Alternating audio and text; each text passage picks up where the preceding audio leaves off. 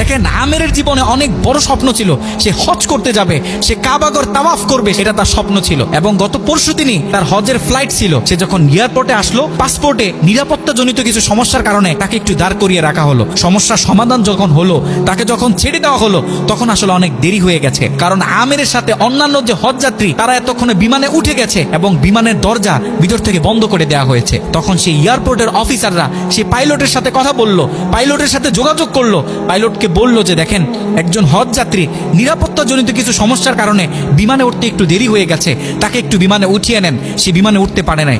তখন পাইলট স্পষ্ট বলেছে, যেই বিমানের দরজা একবার বন্ধ হয়ে গেছে, সেই বিমানের দরজা দ্বিতীয়বার কারোর জন্য আর খোলা হবে না। কথা বলে পাইলট বিমানটা আকাশে ফ্লাই করলো।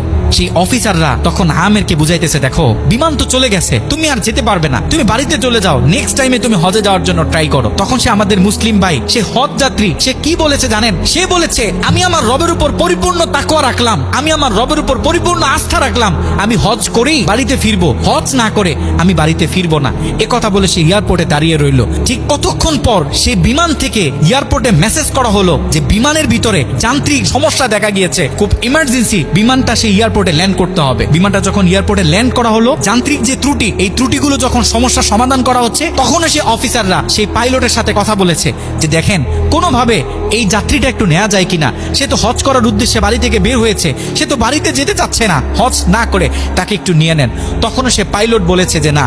কথা বলে সে পাইলট আবারও বিমানটা আকাশে ফ্লাই করালো। তখনও সে অফিসাররা আমেরকে গিয়ে বোঝাচ্ছে, আমের তখনও বলতেছে, আমার রবের উপর আমার পূর্ণ আস্থা আছে, আমি তো আমার রবকে চিনি, সে আমাকে হতাশ করবে না, সে আমার মনের আশা রাখবে, আমি হজ করেই বাড়িতে ফিরবো।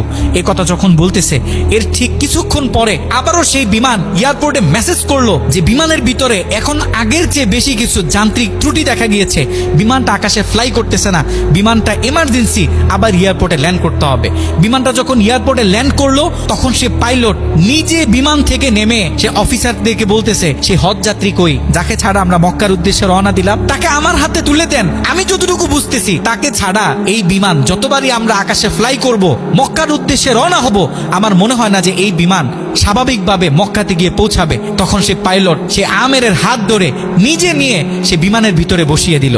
দেখেন, আল্লাহ পাক তো স্পষ্ট বলতেছে, ওয়ামাই ইয়াতাওয়াক্কাল আলাল্লাহি ফাহুয়া হাসবুহ, যে আমি আল্লাহর উপর তাওয়াক্কুল করবে, তার জন্য আমি যথেষ্ট, যত বড় বিপদ হোক। যখন আপনি আল্লাহর উপর তাওয়াক্কুল করবেন, তখন আল্লাহ পাকের পক্ষ থেকে আপনার উপর যে বারাকা, যে ব্লেসিং গুলো আছে, এগুলো তখন আল্লাহ পাক বাড়িয়ে দিবে।